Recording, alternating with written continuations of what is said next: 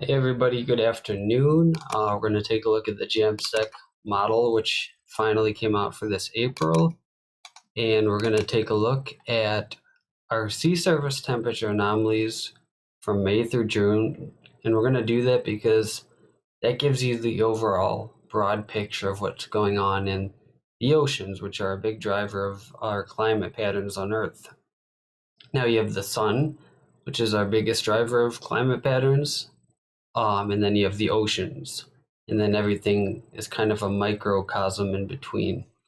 So taking a look at our sea surface temperature anomalies. This is forecasted from May all the way to June.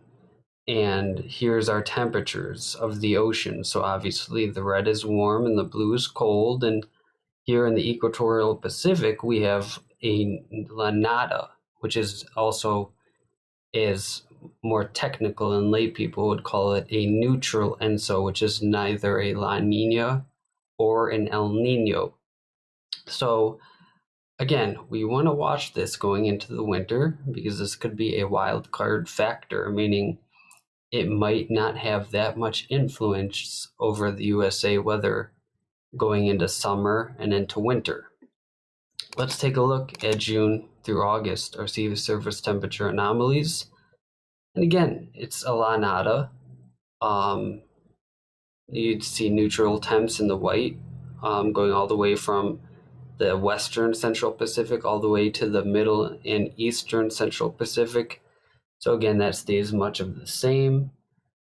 We see an Atlantic that it looks like it's turning into a warm AMO signal, which means you have warm up top, cooler towards the middle, and warmer in the bottom.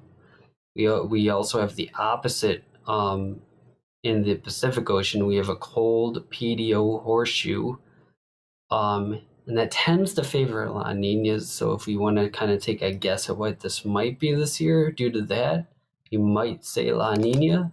But again, there's other factors that come into play here. Here's September through November, and it looks like a neutral ENSO, but it does look like it tries to form a La Nina. There's a little bit of a La Nina patch of cool water here in the Central Pacific, but nothing major. So let's take a look at our 2-meter air temperature anomalies. Let's go from backwards to forwards now, just to mix things up a little bit. And here's September through November, our forecasted 2-meter air temperature anomalies, and very warm. This would indicate a warm fall for much of the USA, including the Midwest, Texas, all the way to the Great Lakes. Even the East Coast will be warm, although slightly less warm than the central part of the country, and the Northwest will be warm as well, according to this forecast model run off the Jamstec weather model. Let's take a look at June through August. And again, hot is the overall story here in this prediction, especially in Texas.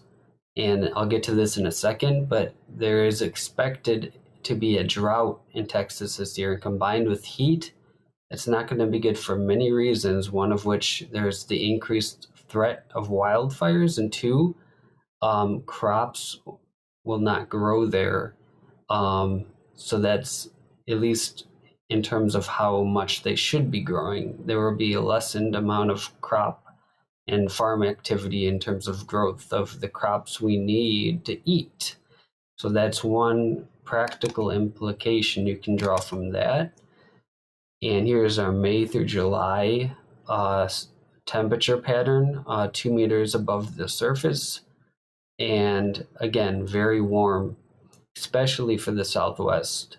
But the whole country has an overall warmer than average look to it. Let's take a look at our precip anomalies. Last but not least, we see here in Florida, also in the Caribbean, and this catches my eye because we also see a lot of precip coming off of Africa, which indicates, to me at least, that we may see quite a few tropical waves early this hurricane season come off of Africa. And if they do make their way to the USA, look out, because we have plenty of warm water to keep those storms moving and to put potentially the East Coast or the Gulf Coast or the Floridian coast. So keep your eyes out. This is expected in general terms to be an above average hurricane season this year. And let's take a look at June through August.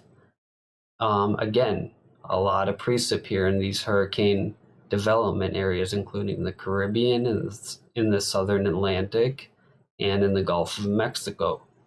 Also, as I noted, take a look at that dry air or dry pattern we see rather in Texas, where we have a lot of heat combined there. So I would not doubt we may see some wildfires there. Although in Texas, the vegetation is a little less sparse than, say, you go to Washington State. So the fires wouldn't be as intense as if you got them in a place where there's a lot of greenery. But again, we have a lot of dry air forecasted here in the Midwest and in Texas. Combined with the heat, doesn't look good. But it will provide a hot summer for those who do enjoy a hot summer. Taking a look at September through November, the thing that catches my eye the most is this dry air here along the equatorial Pacific. That's indicative of a La Nina. Why? Because we have cooler water, potentially this signifying and signaling here in the equatorial Pacific, and cooler water doesn't evaporate as quickly as warmer water, therefore you get less precipitation forming and heavy precipitation forming. So this is indicating a lot of dry, which to me would indicate a La Nina is trying to form here. And again, here in September through November, we have a lot of precip here in the hurricane development regions and also in the Gulf of Mexico. So that's just a little commentary on the latest Jamstec for April, which just came out today. So in the meantime, guys, if you like long-range weather content, make sure you subscribe to my channel for more long-range weather content. Thank you and have a great day.